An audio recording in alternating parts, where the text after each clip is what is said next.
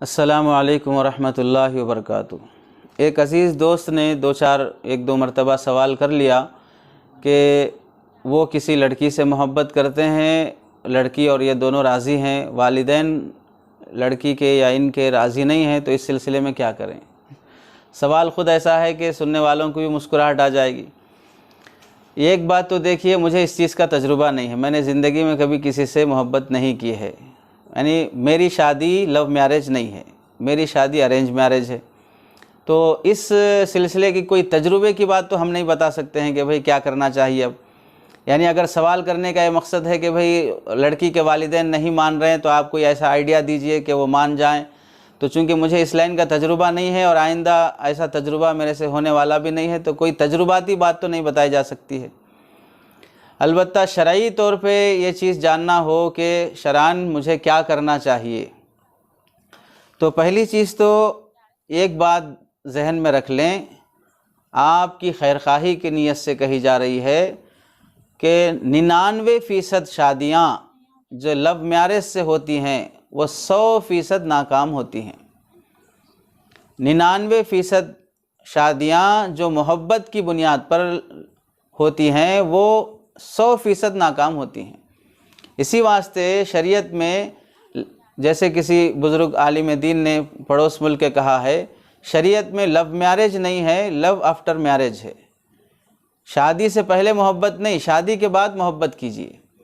और हमारी इस मगरिबी तहज़ीब के अपनाने की वजह से, यूरोपियन कल्चर को फॉलो करने की वजह से एक गंदी जहनीत ये बैठ गई है कि बीवियों के मुताल्लिक़ तो लोग अजीब अजीब लतीफ़े, अजीब अजीब चुटकुले, हंसी मजाक की बातें, जैसे कोई लतीफ़ा ऐसे बनाते हैं कि दुल्हन को नया लाल जोड़ा क्यों पहनाते हैं, सुर्ख जोड़ा क्यों पहनाते हैं, तो अब कोई उस पर लतीफ़ा बना रहा है कि रेड लाइट जो है वो ख़तरे की घंटी होती है, कि अब दूल्हा को ये बात कही जा रही है कि बेटा अभी वक्त है, भाग जाओ, आगे ख़तरे की ज़िंदगी आने वाली है। या ये लतीफ़ा बनाते हैं कि भाई दूल्हा को घोड़े पे क्यों बिठाते हैं, तो कहते हैं कि अभी मौका है, घोड़े पे बैठ के निकल जाओ, वरना फिर आगे ख़तरे ही ख़तरे आने वाले हैं। तो ये किस पे लतीफ़े बनाए जा रहे हैं? बीवी पे, बीवी से और शादी से मुताल्लिक़। और भी अजीब अजीब किस्म के लतीफ़े हैं, घिनौने किस्म के, जिसमें बीवियों की तौहीन, तहक़ीर, तज़लील, उनको गिराना, उनके डिसग्रेस करना, बेहैसियत कर देना।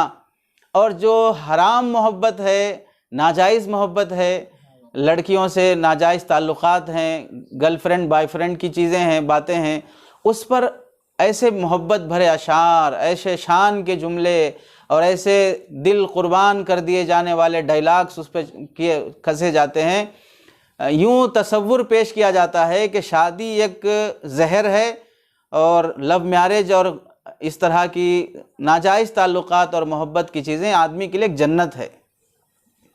गोया कि ये हूर परी है, और इधर जो शादी की जा रही है वो एक शैतान है और एक जहन्नम की ज़िंदगी है। ये मगरिब की और यहूदियों की ये गंदी सोच जो मुसलमानों के बल्कि बाज़ मरतबा दीनदारों के जहनों में भी, और पढ़े लिखे दीन का इल्म रखने वाले अनपढ़ कहा जा सकता है, वो लोग भी इस तरह के बीवियों पर कसे गए मजाक और चुटकुलों को हंसना, उसे आगे बढ़ाना और बीवियों को ताने देना, और इस तरह के लड़कियों पर बनाए गए चुटकुलों को और इस तरह के अशार को बड़े शान से और बड़े मज़े लेकर पढ़ना, ये तसव्वुर पेश करता है, ये जहन बनाता है कि निकाह मुश्किल कर दिया जाए, निकाह को घिनौना बना के पेश किया जाए, निकाह को बुरा समझा जाए, और इस तरह के नाजायज़ ताल्लुक़ात से ज़िंदगी गुजारने को एक अच्छा कल्चर बना के पेश किया जाए, इसे एक अच्छी तहज़ीब समझी जाए। हालांकि एहतराम के काबिल, इज़्ज़त के काबिल बीवी होती है। अल्लाह के नबी सल्लल्लाहु अलैहि वसल्लम ने फरमाया, खैरुकुम लिअहली व अना खैरुल लिअहली, तुम में बेहतर वो है जो अपने घर वालों से अच्छा हो। तो घरवाली से अच्छाई से पेश आना, हुस्न अखलाक से पेश आना खुशगवार ज़िंदगी की बुनियाद है। उसका एहतराम करना, उसकी तौहीन की जा रही है। और गर्लफ्रेंड बॉयफ्रेंड की ज़िंदगी पर मज़ेदार और खुशनुमा और खुशगवार लतीफ़े और उस पर अच्छे अशार कसे जा रहे हैं। तो याद रखें, ये ख़ुद मगरिब की गंदी सोच है जो पेश की जा रही है, इससे बहुत बचना चाहिए। और लव मैरिज के सिलसिले में याद रखें कि ये शादियां कामयाब नहीं होती हैं। क्यों कामयाब नहीं होती हैं? अगर किसी की ज़िंदगी में ऐसा महसूस हो रहा है कि भाई उनके फ़लाँ की शादी लव मैरिज है, वो बहुत खुशी से रह रहे हैं, फ़लाँ रह रहे हैं, बिल्कुल गलत बात है। वो एक इत्तेफाकी चीज़ हो सकती है और बहुत कम पेश आने वाली बातों पर कोई उसूल और क़ायदा फिक्र नहीं किया जा सकता। ये नाकाम क्यों होती है? नाकाम होने की वजह है कि शादी से पहले लड़का और लड़की आपस में जब एक दूसरे को देखते हैं, उनकी निगाहें मोहब्बत की निगाह होती है। महबूब को आप जब मोहब्बत की निगाह से देखेंगे तो उसकी हर अदा आपको प्यारी लगती है। महबूब का पसीना भी आपको खुशबूदार लगेगा। महबूब गाली भी देगा तो आपको यूँ समझेगा कि आपकी तारीफ़ कर रहा है। महबूब अगर हवा भी खारिज करेगा तो यूँ मारेगा, यूँ लगेगा कि आप वो स्प्रे लगा रहा है। उसकी हर बुराई, हर गंदगी, हर बुरी चीज़ आपको अच्छी लगेगी, क्योंकि आपका महबूब है। आप उसे मोहब्बत की निगाह से देख रहे हैं। जैसे माँ अपने बेटे को मोहब्बत की निगाह से देखे, काला हो, गोरा हो, फलां फलां, कोई फ़र्क नहीं पड़ता, बेटा है। वैसे आपका महबूब है, तो महबूब को मोहब्बत की निगाह से देखा जाता है तो सारे ऐब छुप जाते हैं। अब बस उसकी खूबसूरती, उसकी गोरी चमड़ी, उसके बाल और उसकी आँखें, उसके गाल, ये चीज़ों पर आपकी नज़र रहती है। वो अंदर कितनी ख़राब है, अखलाक कितने गिरे हुए हैं, और बाकी अंदर की चीज़ें क्या, यानी बातों के एतबार से, सोच के लिहाज से, हर एतबार से जिसके साथ आपको हमेशा की ज़िंदगी गुजारना है, वो चीज़ें ज़ाहिर नहीं होती हैं। देखिए, जब भी मोहब्बत होती है तो आप भी अच्छे कपड़े पहनकर, स्प्रे लगाकर, भारी चश्मा लगाकर, अच्छी गाड़ी लेकर और थोड़ी अच्छी घड़ी पहनकर और अच्छा मोबाइल लेकर जाते हैं। यही चीज़ें आप दिखाते हैं। बाकी आपके ख़र्चे कितने हैं, आपके झगड़े कितने चल रहे हैं, आपकी पढ़ाई क्या हो रही है, वो सब तो नहीं दिखाते हैं आप अपनी गर्लफ्रेंड को। एक मरतबा तो मेरे साथ ऐसा हुआ, जब मदरसा जाते हुए बुलेट गाड़ी से जब जा रहे थे तो एक साहब जान पहचान के बेतकल्लुफ़ कहने लगे, आप ऐसे बुलेट लेके, आईफोन लेके, फ़लाँ लेके आप वोमेंस कॉलेज के सामने से गुजरेंगे तो आपको भी कोई 2-4 नंबर दे देंगे। यानी ये जो मोहब्बतें होती हैं ये ज़ाहिर को देख के होती हैं, ज़ाहिरी चीज़ों की वजह से होती हैं। अब आपकी जो रियल लाइफ है ये सिर्फ ज़ाहिरी चीज़ों को देख के गुजारना नहीं है। जब आप घर में रहेंगे, एक साथ रहेंगे, तो आप कपड़े उतारेंगे ही। हमेशा थोड़ी ये स्प्रे लगा के, वाच घड़ी लगा के, वो मोबाइल लेके, फलां लेके रहेंगे। आप चड्डी पे भी रहेंगे, आप लुंगी पे भी रहेंगे, आपके सारे ऐब खुल के आएंगे। अब तो खाली खुशबू दिख रही है, उस वक्त बदबू भी दिखेगी। अब तो खाली बने सवरे दिख रहे हैं, उस वक्त सड़े भी दिखेंगे। तो अब मोहब्बत के वक्त आप सिर्फ ज़ाहिर को देख रहे हैं, तो इस बुनियाद पर मोहब्बत की जा रही है। और जब आगे चलकर ये सारी जिन बुनियादों पे मोहब्बत थी, वो बुनियादें जब ढह जाएंगी और ख़त्म हो जाएंगी तो मोहब्बत भी ढह जाएगी, मोहब्बत भी ख़त्म हो जाएगी। तो इस वास्ते 99% शादियाँ नाकाम होती हैं। और तीसरी चीज़ ये है कि लड़का लड़की जब मोहब्बत करते हैं तो उनके सामने सिर्फ एक ख्वाहिश होती है, एक लज्जत होती है जिसे पूरा करना रहता है। लड़की खूबसूरत दिखी, लड़की आपको अच्छी दिखी, यानी वो फ़ी नफ्सी ही खूबसूरत होना ज़रूरी नहीं है, आपको अच्छी दिखे बस काफ़ी है। हो सकता है कि भाई एक लड़की एक को पसंद हो, दूसरे को ना पसंद हो, हर एक की अलग अलग पसंद होती है। तो फ़ी नफ्सी ही लड़की खूबसूरत हो या ना हो उससे कोई ताल्लुक़ नहीं है, आपको पसंद है तो आप उससे मोहब्बत करने लगते हैं। तो जब फ़ी नफ्सी लड़की पसंद है, जब आप उससे मोहब्बत करेंगे तो बुनियादी चीज़ वहाँ पर यह नहीं होती है कि भाई हम दोनों मिलकर एक अच्छी ज़िंदगी गुजारेंगे और हम दोनों मिलकर कोई बड़ा कॉलेज खोलेंगे, कोई बड़ा मदरसा खोलेंगे या बड़ी हॉस्पिटल खोलेंगे, हम इस नीयत से कोई अच्छा फ्यूचर बनाने की नीयत से कर रहे हैं, ये चीज़ नहीं होती है। वहाँ पर जिनसी ख्वाहिश, लज्जत, एक दूसरे से ख्वाहिश पूरा करना मकसूद होता है। और ख्वाहिश कितनी देर की है? 15 मिनट, आधा घंटा, और आप अपने हिसाब से अंदाज़ा कर लें। 2-4 बार जब आदमी की ख्वाहिश पूरी हो जाती है तो फिर वो जो मोहब्बत है कम होना शुरू हो जाती है। अब आदमी हमेशा ख्वाहिशात के साथ नहीं जी सकता, ज़रूरतें उसके साथ लगी हुई होती हैं। ख्वाहिशात ख़त्म होती जाएंगी, ज़रूरतें बढ़ती जाएंगी, तो अब जो ख्वाहिश की बुनियाद पे मोहब्बत हुई थी, ख्वाहिशात तो ख़त्म हो गए, ज़रूरतें सर पे आप पड़ रही हैं।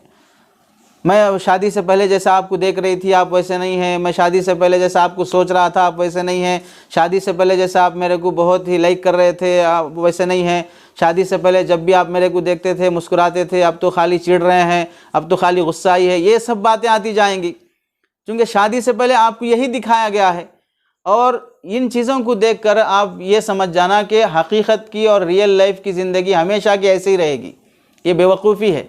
जिन जिन लोगों की शादियां हुई हैं आप उनको देख लीजिए, क्या वो हमेशा इसी तरह बड़ी मोहब्बत से, बड़े शान से, बड़े प्यार से रहते हैं? हरगिज़ नहीं है। चौथी बात यह है कि आप जब एक दूसरे से मोहब्बत करते हैं, आपकी नज़र तो एक दूसरे से जिस्मानी लज्जत और ख्वाहिश की होती है। इसमें यह बोलना कि नहीं हमारी मोहब्बत पाक है, हमारी मोहब्बत मासूम है, हमारे दिमाग में ऐसा कुछ भी नहीं रहता, हमारी वैसी कोई फीलिंग नहीं रहती, ये एक साफ झूठ है। फीलिंग वैसी नहीं रहती का क्या मतलब है? आप मर्द नहीं हैं, वो लड़की औरत नहीं है। मर्द की फीलिंग मर्द में होती है, औरत की फीलिंग औरत में होती है। ये फीलिंग होने की वजह से आप उससे मोहब्बत कर रहे हैं। फीलिंग नहीं होती तो फिर आप किसी दरख्त से मोहब्बत कीजिए, किसी झाड़ से और किसी बिल्डिंग से और किसी जूते चप्पल से और किसी बिल्ली से, किसी कुत्ते से मोहब्बत कीजिए। फीलिंग तो नहीं है ना वहाँ पर भी। फीलिंग नहीं है बोलना है बिल्कुल गलत बात। फीलिंग नहीं है तो फिर डेट पे क्यों जा रहे हैं? फीलिंग नहीं है तो चलो कभी क्या हैप्पी बर्थडे पर, फलां डे पर घूमने फिरने की नियत से पार्कों में इस तरह एक दूसरे के हाथों में हाथ डाल के गोद में बैठ के फलां इस तरह की एक दूसरे के चिपक के बैठ के, ये सारी चीज़ें क्या हैं? फीलिंग नहीं है तो फिर क्या है? ये तिलावत है, ये इबादत है, क्या चीज़ है फिर? फीलिंग नहीं है बोलना हमारी नज़र मासूम है, फलां मासूम है, बिल्कुल गलत बात है। जब लड़का लड़की मोहब्बत करते हैं तो महज ख्वाहिश मकसूद रहती है, और उनके माँ बाप को महज ख्वाहिश नहीं, ख्वाहिश के तो वो भी ख़ाइल हैं कि जब बच्ची बड़ी हो जाएगी, लड़की बालिग हो जाएगी तो हमें भी किसी ना किसी के यहाँ हाथ थमा के भेजना है। उसके बाद की चीज़ें तो वही होंगी जो एक आम लड़का लड़की शादी के बाद करते हैं। माँ बाप उस पर राज़ी हैं, लेकिन शादी के ज़रिए से। तो माँ बाप सिर्फ लड़के की जिस्मानी लज्जत को नहीं देखते हैं, शादी के बाद बच्ची का घराना, उसका रहन सहन, उसका खाना पीना, औलाद होने के बाद वो बेसहारा ना हो, वो दूसरों के सामने हाथ फैलाते ना फिरें, बेइज्जती की ज़िंदगी ना गुजारें, वो खुश रहें, ये सब उनके सामने रहता है। माँ बाप बच्चियों को पालने के बाद, उनकी शादियों के बाद, नवासे होने के बाद भी हमेशा एक फ़िक्र लगी रहती है कि मेरी बच्ची की ज़िंदगी हमेशा खुश रहे। लड़का होने पर इतनी ज़्यादा हैबत नहीं होगी, लड़की होने पर जितनी हैबत होती है। पैदा हुई तो भी परेशानी। आज के मुआशरे में जैसा कि लोग तसव्वुर करते हैं कि लड़की हुई तो अब जहेज़ देना पड़ेगा, फलां करना पड़ेगा, मुआशरे में इनकी इतनी बेटियां हैं। बेटियां हो तो ही उनको एक नीची निगाह से देखते हैं, इनकी इतनी बेटियां हैं। बेटे हो तो बड़ी ऊंची निगाह से देखते हैं। ऐसा मालूम हो रहा है कि कोई 4 बैंक आ गए हैं, अब खाली कैश ही कैश जमा होता रहेगा। लड़का बड़ा होने के बाद जहेज़ के नाम पे भीख लाता रहेगा और हमारा गोद भरता रहेगा। लड़की पैदा होने पर ही आदमी बेफिक्रमंद हो जाता है। पढ़ाई की फ़िक्र, स्कूल जाते वक्त उसकी इज़्ज़त की फ़िक्र, कॉलेज में और टेंशन शुरू हो जाता है। शादी के मौके पर कैसा शोहर मिलेगा, दामाद कैसा होगा, आगे क्या झगड़े होंगे, ये सारा उन लोगों को टेंशन लगा रहता है। वो एक खुशी की ज़िंदगी देखना चाहते हैं। लज्जत की ज़िंदगी इंसान की ज़रूरत है, वो लगी हुई रहती है। पूरी 60 साल की ज़िंदगी में आदमी कितनी देर ख्वाहिश करेगा? मियाँ बीवी सोहबत कितनी देर करते हैं 60 साल में? जवानी में करते हैं, और जवानी में 24 घंटों में से कितनी देर मिलते हैं? हफ्ते में कितनी बार, रोज़ाना में कितनी बार? तो ख्वाहिश और लज्जत की ज़िंदगी का अगर तनासुब निकाला जाएगा तो पूरी ज़िंदगी में आदमी एक हफ्ता भी ख्वाहिश नहीं कर सकता। लेकिन उस एक हफ्ते की ख्वाहिश की बुनियाद पर 60 साल की ज़िंदगी को अनदेखे आप फैसला कर देना, कितनी हिमाकत की बात है।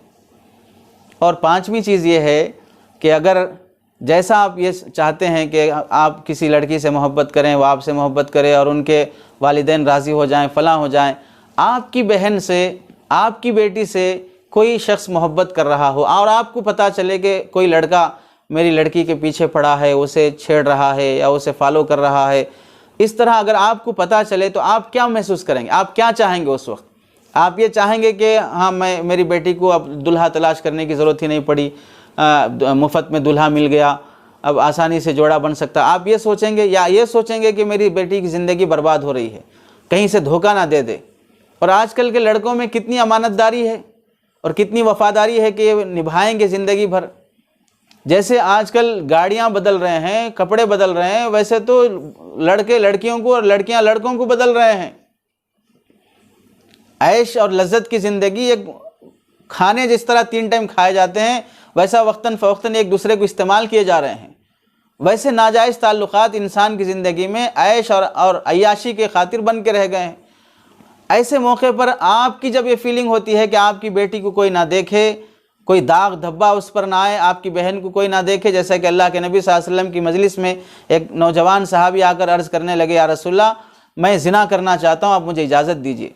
सहाबा को उस सवाल पर गुस्सा आ गया, तो अल्लाह के नबी सल्लल्लाहु अलैहि वसल्लम ने उन सहाबी को करीब किया, घुटने से घुटना लगाकर बिठाया और बड़े नरमी से उनको समझाया, ठीक है आपको इजाज़त देने से पहले ये पूछता हूँ, अगर आपकी माँ के मुतालिक कोई शख्स से पूछे कि वो जिना करना चाहता है तो तुम क्या कहोगे? आपकी बहन के बारे में कोई पूछे कि वो उसके साथ हम बिस्तरी करना चाहता हो तो क्या कहोगे? आपकी बेटी के बारे में कोई पूछना चाहता है, कोई पूछे कि मैं उससे जिना करना चाहता हूँ, सोहबत करना चाहता हूँ, तो आप क्या सोचोगे, क्या कहोगे? जाहिर सी बात है, ना बेटी, ना माँ, ना खाला, ना किसी के साथ कोई शख्स गवारा नहीं करता है शादी के बगैर। तो फिर आप जिससे सोहबत करना चाहते हो या ताल्लुक़ कायम करना चाहते हो तो वो भी तो किसी की बेटी है, किसी की बहन है, किसी की माँ है, फलां है, वो भी कैसे गवारा करेंगे कि उनकी बेटी से कोई ताल्लुक़ इस तरह का रखे? कितने नौजवानों की ज़िंदगियां ऐसी नहीं है कि उनकी हैसियत नहीं है, यानी बेचारा बाप की कमाई बिल्कुल मामूली है, घर में बहनें, 2-4 बहनें शादी के लिए लायक की बैठी हुई हैं और बेटे पे उम्मीदें लगी हुई हैं, इसकी पढ़ाई चल रही है, मेहनत से पढ़े, कुछ जॉब करे, कहीं नौकरी आए, कुछ कमा के लाए, ये उम्मीदें औलाद और बहनें भाई पर लगाए हुए हैं और भाई किसी के चक्कर में अपना बाप की मेहनत का कमाई का पैसा लुटा रहा है, महल्ले में बदनाम हो रहा है और चेमी गोयाँ हो रही हैं कि फ़लाँ का बेटा फ़लाँ की लड़की के पीछे पड़ा हुआ है या फ़लाँ की लड़की फ़लाँ के साथ जा रही है। माँ बदनाम, बाप बदनाम, भाई बहनें बदनाम, बदनामी की ज़िंदगी गुजार रहे हैं और यहाँ लड़का लड़की एक दूसरे के हाथ में लेके भाग रहे हैं। इज़्ज़त का नीलाम हो रहा है, धज्जियाँ उड़ रही हैं और ये लोग अपनी ख्वाहिश में लेंगे। 10 दिन, 1 महीना, 2 महीने ख्वाहिश ख़त्म हो गई, अब झगड़े शुरू हो गए। तो शादी जो लव मैरिज होती है वो आम तौर से नाकाम होती है। और ज़िंदगी में जब शादी यानी मोहब्बत होती है, किस वक्त मोहब्बत होती है? ऐसा तो नहीं कि आप निप्पल लेके दूध पीते बच्चे हो रहे हैं तभी से आपको किसी लड़की पे मोहब्बत आ गई हो, ऐसा तो नहीं होगा। 3-4 क्लास में आप 5th क्लास में हैं और आपको मोहब्बत हो गई, ऐसा तो नहीं। ऐसा तो सिर्फ फिल्मों में होता है, रियल लाइफ में तो नहीं होता है। जब आप ऐन जवानी पर होते हैं, और ये जवानी वो होती है जिसमें आपको मेहनत से पढ़ना है, पढ़ के डॉक्टर, इंजीनियर, लायर कुछ बनना है, उस मौके पर आपका दिमाग किसी लड़की के पीछे, तो आपकी पढ़ाई क्या होगी? ऐन जवानी के मौके पर जब को आप मेहनत से कमाना है, 20-25 हज़ार, 50 हज़ार, लाख रुपए कमा के अपने घर को संभालना है, उस मौके पर आप किसी लड़की के पीछे पड़ें तो आपकी कमाई का क्या होगा? जब उस मौके पर जबकि आपकी बहनें नौजवान हैं, उनकी जिम्मेदारी आप पर आयद हो रही है, उस मौके पर आप किसी लड़की के पीछे पड़ें तो क्या होगा? कर्जे किए जाते हैं, तालीम बर्बाद होती है, फ्यूचर बर्बाद होता है और आप किसी लड़की के पीछे भाग रहे हैं। अक्सर नौजवान जिनकी ज़िंदगियों में बर्बादी आती है या तो गुटखा, तंबाकू और शराब नोशी, नशे की चीज़ों की वजह से या लड़कियों के चक्कर में पड़ने की वजह से, अपनी पढ़ाई गारत, माँ बाप की इज्जत ख़त्म हो गई, घर का पैसा दौलत ख़त्म हो गया, माँ बाप कह नहीं सकते, बाप का इंतकाल हो गया, माँ बेचारी परेशान है, माँ की सुनने तैयार नहीं, बहनों को का केयर नहीं किया जा रहा है और किसी लड़की के पीछे भाग रहा है। अब ये सब लेकर इन हालात में अगर कोई शख्स मोहब्बत में कामयाब भी हो जाए तो मोहब्बत कितने दिन उसे साथ देगी? ऐसी मोहब्बत का क्या हासिल होगा? आपके एक समझने के लिए एक छोटी सी बात, जैसे तारीख़ में लिखा है कि हज़रत ज़ुलेखा अज़ीज़ मिस्र यूसुफ़ अलैहिस्सलाम के पीछे कितना उन्हें हासिल करने के लिए कोशिश नहीं की, जिसे कुरान ने बयान किया। और दूसरी मिसाल, हज़रत मूसा अलैहिस्सलाम को बुलाने के लिए हज़रत शुआइब अलैहिस्सलाम की बेटी गई। जब शुआइब अलैहिस्सलाम की बेटियों की मदद हज़रत मूसा अलैहिस्सलाम ने पानी के कुएं से पानी बकरियों को पिलाने के लिए मदद की, तो तारीख़ में दोनों बेटियों का, दोनों औरतों की ज़िंदगियाँ आप देखें। एक तरफ हज़रत यूसुफ़ अलैहिस्सलाम को फंसाने के लिए और अपनी ख्वाहिश पूरी करने के लिए अज़ीज़ मिस्र की बीवी ने कोशिशों की इंतहा कर दी, फिर भी मोतबर रिवायात से ये साबित नहीं होता कि हज़रत यूसुफ़ को उन्होंने पाया हो। ऐसा मोतबर रिवायात से साबित नहीं हो सकता है कि पाया हो, लेकिन पाया मोतबर रिवायात से साबित नहीं होता। बेहयाई की हरकतों से अज़ीज़ मिस्र ने यूसुफ़ को नहीं पा सकी। और उधर मूसा अलैहिस्सलाम को शुआइब अलैहिस्सलाम की बेटी ने पूरे हया के साथ, पूरी पाकदामनी के साथ चल रही हैं, तो ऐसी हया के साथ चली कि कुरान 20वें पारे में जिक्र करता है कि वो ऐसी हया के साथ आई, गोया कि हया की सवारी पर सवार होकर आई थी। उस एक तरफ शुआइब अलैहिस्सलाम की बेटी पूरी हया के साथ आई, तो मूसा अलैहिस्सलाम अल्लाह ताला ने दिला दिया और मूसा अलैहिस्सलाम के साथ निकाह हुआ। और इधर बेहयाई की हरकतें करने के बावजूद भी यूसुफ अलैहिस्सलाम नसीब नहीं हुए। तो आप याद रखें, बेहयाई की हरकतों के साथ आदमी अपनी मंजिल को नहीं पा सकता। हमें वो हया होनी चाहिए जो अंबिया में, औलिया में, सूफिया में होती है। अत्तय्यिबातु लित्तय्यिबीन वत्तय्यिबून लित्तय्यिबात। पाक लोगों के लिए अल्लाह ताला पाक रिश्ते तय करते हैं।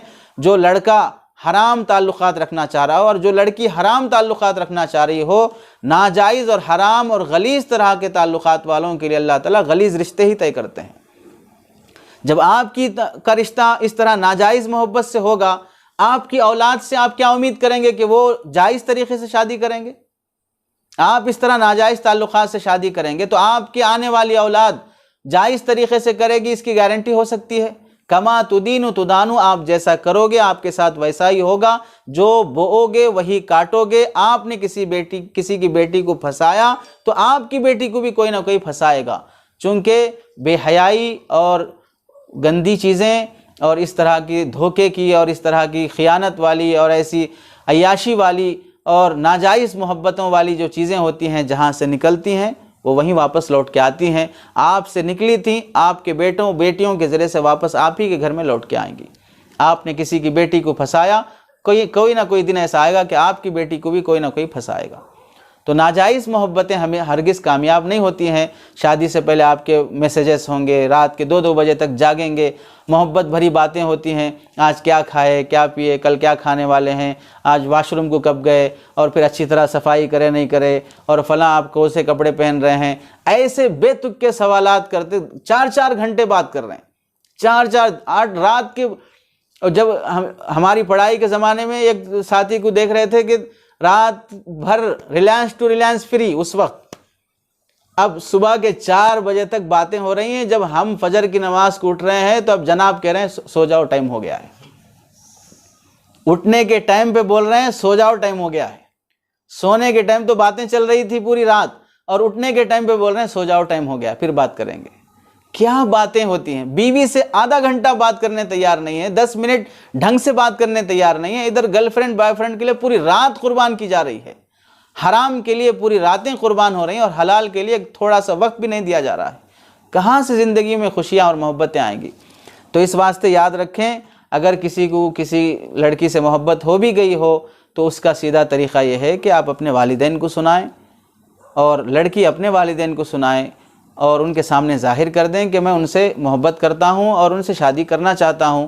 और वालिदैन की इस मौके पे ज़िम्मेदारी है कि अगर आप मुनासिब समझते हैं, कोई बुरी बात नहीं है, रिश्ता अच्छा है और लड़के के लायक है लड़की और लड़की के लायक है लड़का, तो इस महज इस वजह से कि हमारे देखने से पहले तुम खुद अपना रिश्ता देख के ला लिए, इस वजह से अपनी ईगो को हट हो रही है, आप कैंसिल कर दे रहे हैं और कह रहे हैं नहीं हम देखेंगे तुम्हारे लिए रिश्ता फलां करेंगे। ये ख्याल मत कीजिए। अगर लड़का किसी अच्छे घराने की लड़की से और लड़की किसी अच्छे घराने के लड़के से मोहब्बत की है और आपके सामने वो बहुत ही इज़्ज़त एहतराम के साथ अपनी मोहब्बत का इजहार कर रही है, मुनासिब समझते हो तो बिला वजह के इनकार न करें। और अगर वाक़यतन वहाँ रिश्ता करने में या इस वक्त जिस वक्त ये चाह रहा है रिश्ता करने में कुछ रुकावट है, बहनें हैं या इसकी कमाई है, पढ़ाई है, ऐसे मौके पर उससे वादा कर लें और वहाँ पर बात तय कर लें। जब मौका हो, जब वक्त आए तो उसकी शादी कर दें। बिला वजह के इनको इस तरह ऐसे खौफ में ना रखें कि नहीं हमारे माँ बाप को मालूम हो जाएगा तो वो राज़ी नहीं होंगे, वो फ़लाँ जगह करना चाह रहे हैं, वो फ़लाँ मालदार है, फ़लाँ उस जगह से इतना मिलेंगे, इतने लाख मिलेंगे, यहाँ करेंगे तो कुछ नहीं मिलेंगे। इस तरह फ़कीराना सोच ना रखें, भीख मांगने की सोच ना रखें, बल्कि बच्चों का फ्यूचर जिस तरह आप चाहते हैं अच्छी जगह रहे, तो वो अगर जायज़ तरीक़े से आपके ज़रिए से रिश्ता तय करना चाहते हैं तो बिला वजह के रुकावट ना हो। हाँ, रुकावट की वजह हो तो फिर आप बिल्कुल बच्चे को समझाएं, उसे किसी आलिम दीन से मिलाएं और नाजायज़ मोहब्बत के नुक़सानात उन्हें बताएं। तो इस तरह अपनी मोहब्बत की ज़िंदगी को जायज़ तरीक़े में बदलना चाहिए। ऐसा नहीं कि हमारे पास कोई ऐसा वजीफ़ा या कोई ऐसी तावीज़ हो कि हम उसे बता दें तो फिर लड़की के माँ बाप और बहुत जल्द राज़ी हो जाएं। जैसे किसी साहब ने पूछा था कि मौल साहब मैं लड़की से मोहब्बत कर रहा हूँ लेकिन ससरा नहीं मान रहा है, मोहब्बत में ही ससरा बना दिया उसको। तो शादी के बाद होता है ससरा, शादी से पहले कैसे ससरा बन जाएगा? अभी मोहब्बत ही किया है, शादी भी नहीं हुई है, ससरा नहीं मान रहा है बोल रहे हैं।